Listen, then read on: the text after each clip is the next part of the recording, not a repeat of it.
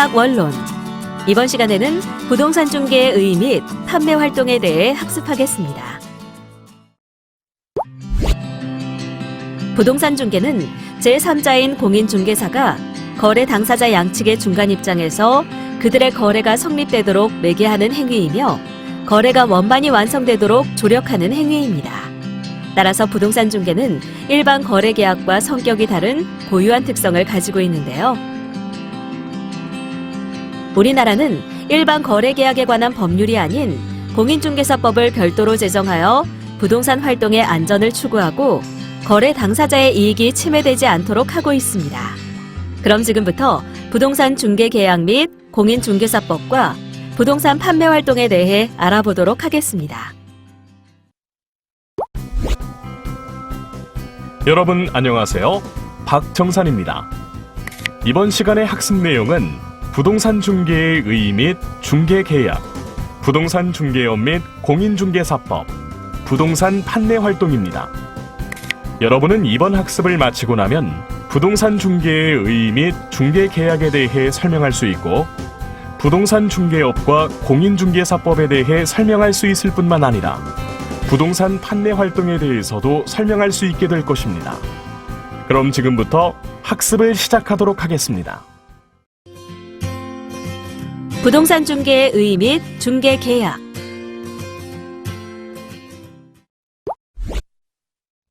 여러분은 부동산 중개에 대해 잘 알고 계시나요?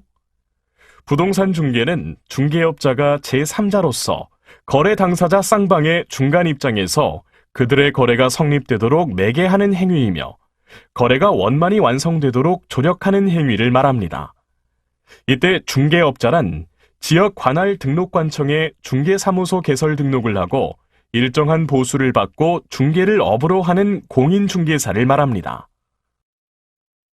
그리고 부동산 중개에 대해 공인중개사법 제2조에서는 부동산 중개를 토지, 건축물, 기타 재산권 및 물건을 거래하는 당사자 간의 매매, 교환, 임대차, 그 밖의 권리의 득실 변경에 관한 행위를 알선하는 것이라고 규정하고 있습니다. 다음으로 거래계약과 중개계약에 대해서 살펴볼까요? 부동산 중개는 부동산 중개의 3요소, 즉 중개업자, 의뢰인, 부동산의 관계로 성립되는데요. 거래 당사자인 의뢰인은 매도인과 매수인을 말하는데요. 이들은 중개업자에게 중개를 의뢰하고 중개업자는 당해 부동산을 조사하고 가격 등을 조정하여 거래 당사자가 서로 합의에 이르러 계약상 의무를 이행하도록 도와주는데 이 과정의 행위를 중개 행위라고 하죠. 이때 거래 당사자인 매도인과 매수인 상호 간에 체결하는 매매 계약이나 임대차 계약을 거래 계약이라 하고 거래 당사자인 의뢰인이 중개업자에게 중개해달라고 하여 중개업자가 중개해주겠다고 수락하여 이들 상호 간의 중개를 의뢰, 수락하는 계약을 중개 의뢰 계약 혹은 중개 계약이라고 합니다. 그렇다면 부동산 중개 행위는 어떤 성격을 가질까요? 부동산 중개 행위를 법률 측면에서 볼 때 그 성격은 중개 객체가 무엇이며 양 당사자 간에 개입하는 정도가 얼마나 되고 또는 중개의 책임 정도가 어느 정도인가에 따라 민사중개와 참여중개, 일방중개의 세 가지로 나눌 수 있는데요. 먼저 부동산 중개 행위가 가지는 민사중개의 성격에 대해 살펴보겠습니다. 부동산 중개는 타인 간의 법률 행위를 성립시키기 위해 진력하는 사실 행위로서 타인 간의 상행위를 중개하는 상사중개와 다르며 상행위 이외의 행위를 중개하는 민사중개입니다. 따라서 부동산 중개업자는 민사중개인이고 정해진 법에 따라야 하며 부동산 거래의 중개만 영업 목적으로 해야 할 뿐만 아니라 본인이 직접 주체가 되는 대리인이 아닙니다. 따라서 법에서는 중개업자의 대리 행위를 금지하고 있습니다. 또한 참여중개의 성격도 가지는데요. 부동산 중개는 중개업자의 개입 정도에 따라 지시중개와 참여중개로 나뉩니다. 지시중개는 소개, 즉 정보만 제공하는 중개 형태이며 참여중개는 거래 당사자 간에 개입하여 계약이 체결되도록 매개, 즉 속에 알선하는 참여중개의 성격을 가집니다. 우리나라의 중개 형태는 참여중개 형태인데요. 이러한 참여중개는 계약이 성립되어야 보수를 받을 수 있고 상대방의 교섭까지도 중개사가 의뢰받아 할 수 있다는 특징을 가지죠. 뿐만 아니라 부동산 중개 행위는 일방 중개의 성격도 가지고 있습니다. 중개는 그 책임의 정도에 따라 일방 중개와 쌍방 중개로 구분하는데요. 일방 중개는 중개 의무가 없으며 보수는 계약 성립을 전제로 하는 형태입니다. 하지만 쌍방 중개는 중개 의무가 있으며 의뢰인이 보수를 지급할 의무가 있는 중개 형태인데요. 우리나라는 중개업자가 중개를 위해 전력할 의무가 없으므로 일방 중개의 성격이 있다는 것이 통설입니다. 그럼 중개계약의 의의와 유형에 대해서도 알아볼 텐데요. 중개계약은 어떤 의의를 가질까요? 중개계약이란 의뢰인이 중개를 의뢰하고 중개업자가 이를 수락하는 계약을 말합니다. 우리나라는 일반 중개계약과 전속 중개계약을 규정하고 있으며 전속 중개계약의 유효기간은 3개월이죠.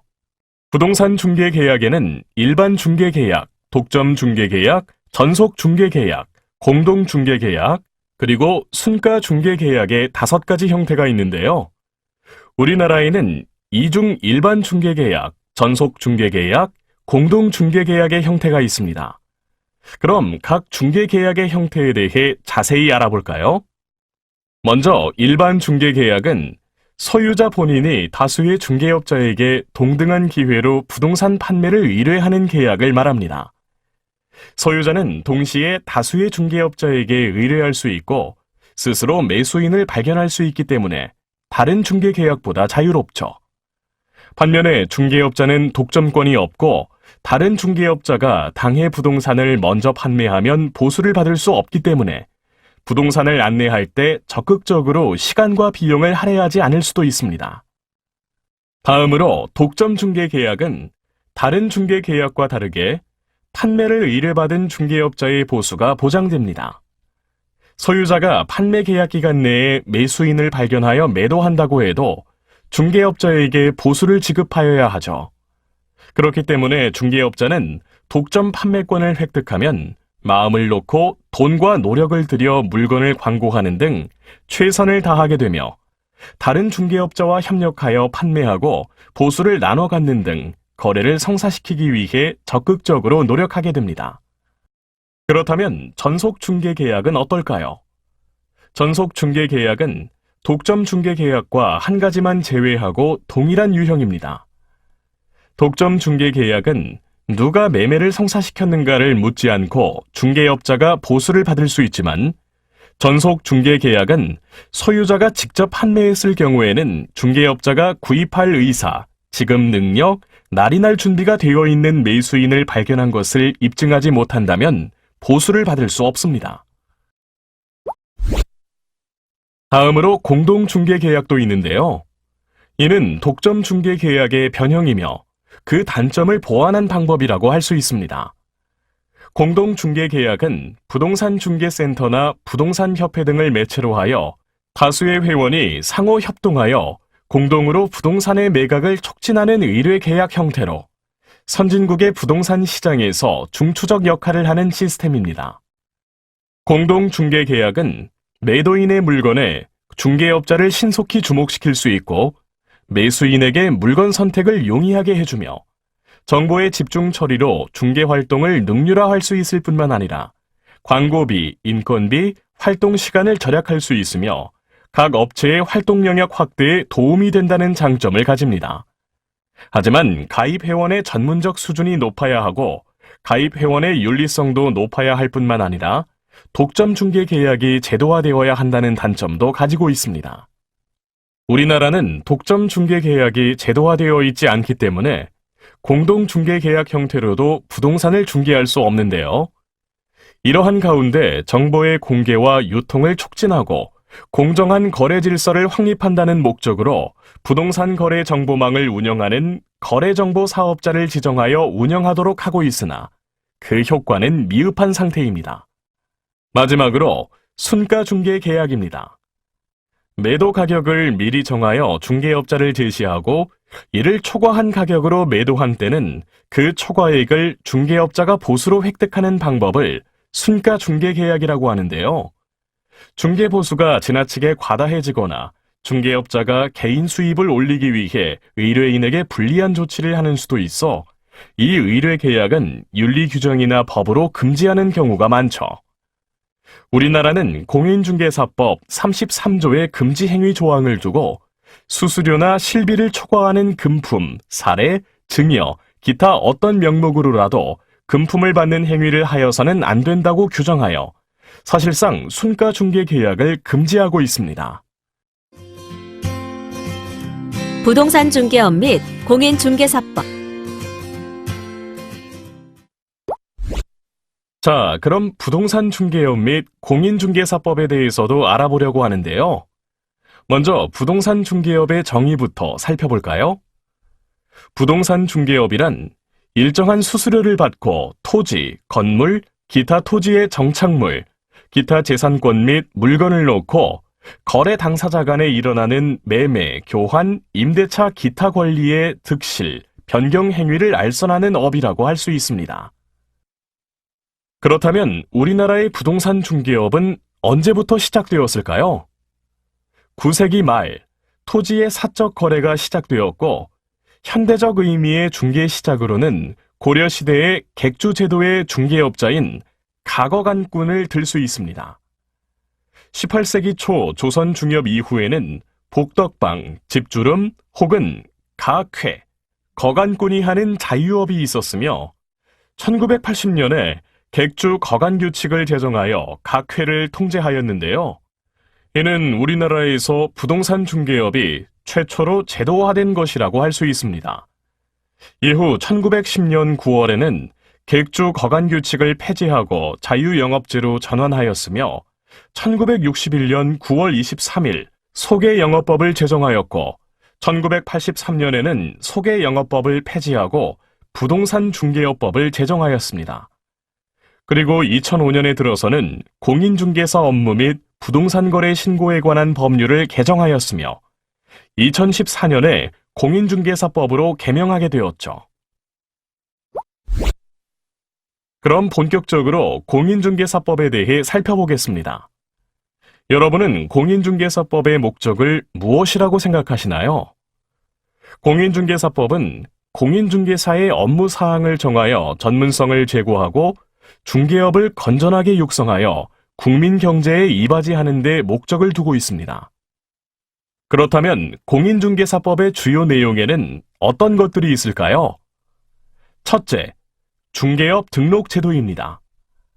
공인중개사 또는 법인이 아니면 중개사무소 개설 등록을 신청할 수 없으며 중개사가 사무소를 개설하려고 하면 실무 교육을 받아야 하고 건축물 대장이 기재된 건물에 중개사무소를 확보해야 합니다.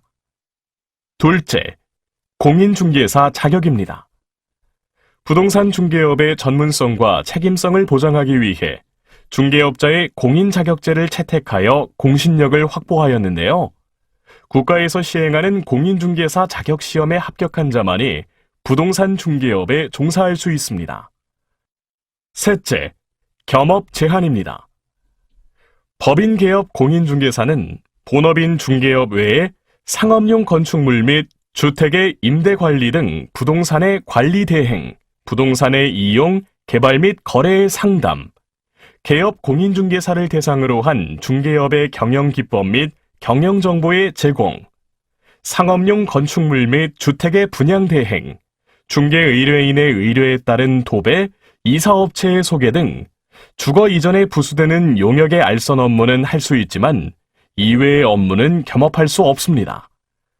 그리고 개업 공인중개사는 중개업 외에 경매 및 공매의 권리 분석 및 취득 알선과 매수 신청 또는 입찰 신청의 대리를 할 수 있지만 이외의 업무는 할 수 없으며 경매 부동산의 매수 신청이나 입찰 대리를 하려면 법원에 등록하고 감독을 받아야 하죠. 넷째, 중개 대상물의 표시, 광고입니다. 개업 공인중개사가 의뢰받은 중개 대상물의 표시, 광고를 하려면 중개사무소의 명칭, 소재지 및 연락처, 개업 공인중개사의 성명을 명시하여야 하며 개업 공인중개사가 아닌 경우에는 중개 대상물의 표시, 광고를 할 수 없습니다. 다음으로 5번째는 일반 중개계약 및 전속중개계약과 관련된 법인데요. 중개의뢰인은 중개의뢰 내용을 명확하게 하기 위해 개업 공인중개사와 일반 중개계약이나 전속중개계약을 체결할 수 있습니다. 이때 전속중개계약을 하면 개업 공인중개사는 중개 대상 물건을 부동산 거래 정보망 또는 일간신문에 당해 중개 대상물 정보를 공개해야 하죠. 6번째는 부동산 거래 정보망의 지정 및 이용입니다. 정부에서는 미국과 일본의 중개업자 거래 정보망을 참고하여 중개업자 상호 간 부동산 매매 정보를 공유하고 유통을 촉진시키고자 부동산 거래 정보망을 지정하여 이용하도록 규정함으로써 공인중개사협회가 이 정보망을 운영하고 있으나 효과가 미미합니다. 중개업자들은 실질적으로 협회의 정보망보다는 네이버나 다음과 같은 포털 사이트를 더 많이 이용하고 있죠. 7번째, 공인중개사는 중개 대상물의 확인, 설명 의무를 가지는데요. 이와 관련된 사항으로는 중개 대상물의 상태와 입지 및 권리관계, 법령 규정에 의한 거래 또는 이용 제한 사항, 중개 대상물의 권리관계에 관한 사항, 거래 예정 금액, 중개 보수 및 실비의 금액과 그 산출 내역, 토지 이용 계획, 공법상 거래 규제 및 이용 제한 사항이 있습니다. 또한 수도, 전기, 가스, 소방, 열 공급, 승강기 및 배수 등의 시설물 상태, 벽면 및 도배 상태, 일조, 소음, 진동 등의 환경 조건, 도로 및 대중교통 수단의 연계성, 시장, 학교와의 근접성 등의 입지 조건, 그리고 권리 취득으로 부담해야 할 조세의 종류 및 세율 등에 대해서도 확인 설명해야 하는데요. 개업 공인중개사는 이와 같은 사항들을 서면, 즉 중개 대상 물건 확인 설명서로 작성, 교부하고 성실 정확하게 설명해야 할 뿐만 아니라 그 사본을 3년간 보존해야 합니다. 8번째는 손해배상 책임의 보장입니다.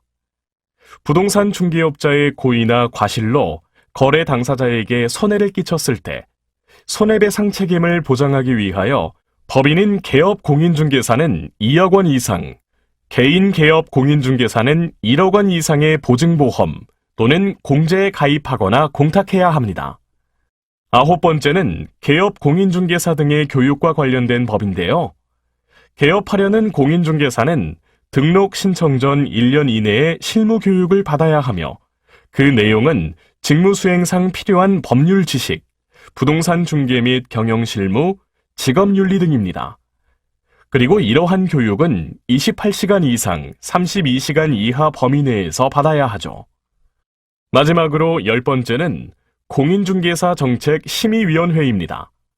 공인중개사법으로 개정하면서 공인중개사 정책 심의위원회를 신설하여 위원회가 공인중개사의 시험 등 공인중개사 자격 취득에 관한 사항, 부동산 중개업의 육성에 관한 사항, 중개보수 변경에 관한 사항, 손해배상 책임의 보장 등에 관한 사항 등을 심의하도록 하고 있습니다.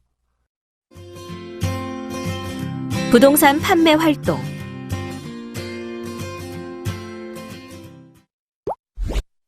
자, 그럼 부동산 판매 활동에 대해서도 알아볼까요? 부동산 판매 활동은 팔 물건과 살 정보를 조정해주는 일이라고 할 수 있는데요. 따라서 매매 당사자 쌍방의 조건이 처음부터 100% 일치하지 않기 때문에 유사한 매각 정보와 매수 정보라 하더라도 그 조정이 용이하지 않습니다. 게다가 부동산 중개 물건은 대부분 처음부터 상품으로 기획되어 있지 않은 만큼 더 넓은 지역에서 더 많은 물건 정보를 수집하고 매수 정보에 적합시켜야 하는 어려움이 있죠. 희망 조건을 충족시킬 만한 물건이 나타나지 않는다면 매각할 물건의 분석 방법이 타당하지 않은가, 고객이 제시한 조건이 그 목적이나 객관적 조건에 적합하지 않은가와 같은 사항들을 검토해 보아야 하며, 이를 극복하기 위해서는 전제가 되는 자료를 충분히 확보하고 고객을 설득시키는 일뿐만 아니라 자신이 적절한 판단을 내리기 위해 종합적으로 검토해야 합니다. 다음으로 부동산 판매 과정에 대해 살펴보겠습니다. 부동산 판매는 고객, 물건의 획득 방법과 물건의 관리, 판매 준비, 판매 접근 및 현지 안내와 제시, 셀링 포인트 설명, 불만 처리 및 설득, 마무리 짓기의 6단계로 진행됩니다. 그럼 각 과정에 대해 자세히 살펴볼까요? 먼저 고객, 물건의 획득 방법과 물건의 관리 과정부터 살펴볼 텐데요. 고객, 물건의 획득 방법에는 중개업자가 직접 의뢰인에게 접근하여 중개 의뢰를 받는 방법인 직접 수집 방법과 중개업자와 고객 사이에 제3자를 게재하여 제3자의 소개나 주선을 받아 의뢰를 받는 방법인 간접 수집 방법이 있습니다. 그리고 물건의 관리의 경우 물건 장부는 부동산 중개 업무 처리부 양식을 이용할 수도 있으나 더 능률적인 양식을 개발하여 이용 관리할 수도 있는데요. 물건의 기입, 물건의 표시 등은 가능한 정확하게 기입하여 보충 설명 없이도 활동 가능하도록 하며, 변동사항은 즉시 정정하고 거래 완료된 부동산도 사후 관리를 위해 파일을 만들어 보관하는 것이 좋습니다. 두 번째 과정은 판매 준비입니다. 판매 준비를 위해서는 판매를 위한 물건을 분석해야 하는데요. 물건 분석은 물건이 지닌 장점과 특징을 발견하여 고객에게 효과적으로 설명하기 위한 것입니다. 그리고 물건 자료도 정리해야 하는데요. 이는 물건차를 통해 필요한 물건을 신속하게 검출하고 중요한 서류와 보조 자료의 보관을 용이하게 하기 위한 것이죠. 뿐만 아니라 고객 분석도 수행해야 하는데요. 고객의 주택 구입 동기와 고객의 유형을 파악함으로써 고객에게 어떤 물건이 적합한지를 파악하고 설득시켜야 합니다. 세 번째 과정은 판매 접근 및 현지 안내와 제시입니다. 판매 접근 단계에서는 고객에게 알맞은 물건을 선택하게 하고 그 물건의 특성을 찾아내어 설명한 후 고객의 주의를 끌어 흥미를 일으킵니다. 고객이 흥미를 표시하면 현지로 안내하며 고객의 욕구를 파악하여 물건의 셀링 포인트를 강조하여 구매 의욕을 일으킵니다. 이렇게 현지 안내를 하는 목적은 흥미를 가진 고객의 욕망을 돋우며 고객의 구입 조건을 파악하고 판매원과 회사의 성실함을 인식시키는 데 있습니다. 다음으로 네 번째 과정은 셀링 포인트의 설명인데요. 상품으로서의 부동산의 여러 특징 중 구매자에게 만족을 주는 특징을 셀링 포인트라고 합니다. 따라서 판매원은 반드시 셀링 포인트를 사전에 파악하고 있어야 하는데요. 부동산은 개별성이 있으므로 물건마다 특징이 각각 다르며 판매원의 기술적인 설명이 매우 중요합니다. 이러한 셀링 포인트에는 경제 측면의 셀링 포인트, 기술 측면의 셀링 포인트, 법률 측면의 셀링 포인트가 있습니다. 다섯 번째 과정은 불만 처리 및 설득입니다. 고객은 현지를 보고 안내 물건의 설명을 듣는 과정에서 회사, 가격, 판매원 등에 대한 자기의 불안이나 불만을 이야기합니다. 부동산 중개업자는 이러한 불만 사항을 적절히 처리하여 오해를 풀어 조건을 수정하거나 물건을 손질하여 계약 체결로 이어질 수 있도록 고객을 설득해야 합니다. 마지막 과정은 마무리 짓기입니다. 이 과정은 부동산 거래가 성사되기 위해 무엇보다 중요한 과정인데요. 마무리 짓기란 매도인과 매수인이 동일한 기일, 시간, 장소에서 권리 증서와 대금을 교환하는 것을 말하며 매도인과 매수인이 함께 판매 기간이나 조건 등에 만족하는 것을 말합니다. 이는 부동산 매매 계약서 또는 부동산 임대차 계약서 등의 당사자가 서명하는 행위와 부동산 소유권을 현실적으로 이전시키는 행위까지 포함합니다. 이러한 과정에는 고객이 이미 의사결정을 내렸다고 전제하고 마무리 짓는 추정승낙법, 부동산을 구입함으로써 얻는 이익을 강조하는 장점 강조법, 단도직입적으로 결단을 유도하는 직격법과 같은 마무리 짓기 방법이 사용되는데요. 그리고 쉽게 결심하지 않는 고객에게 물건의 장점을 다른 물건과 비교하여 설명한 후 결심시키는 장단 비교법. 고객이 작은 결단을 먼저 하게 하고 나중에 큰 결정을 내리게 하는 세부사항 선결법도 사용됩니다. 또한 고객이 발언한 말, 견해, 사고로부터 실마리를 잡아 대화를 전개하여 계약으로 유도하는 3단 논법. 의문을 유발시키고 고객에게 선택권을 주면서 실제 의도한 방향으로 유도해가는 선택법도 사용되죠. 지금까지 학습한 내용을 퀴즈를 통해 확인해 보겠습니다. 스타트 버튼을 클릭하세요.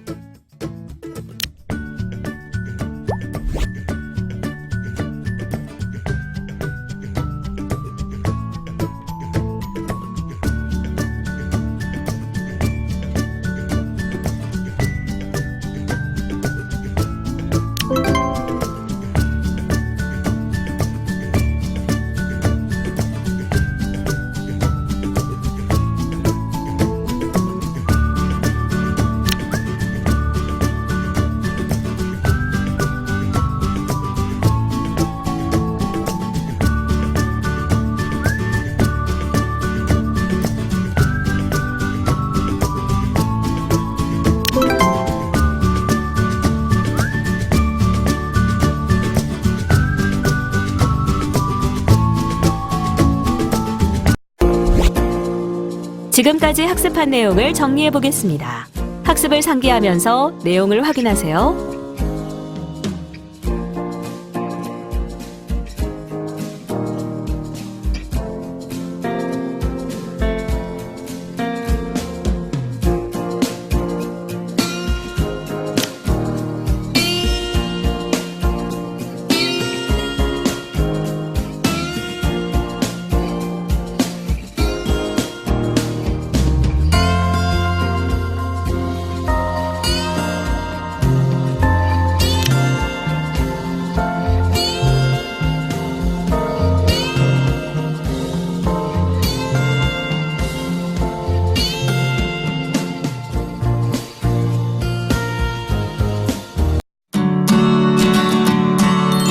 수고하셨습니다. 이것으로 부동산 중개의 의 및 판매 활동에 대한 학습을 마치겠습니다.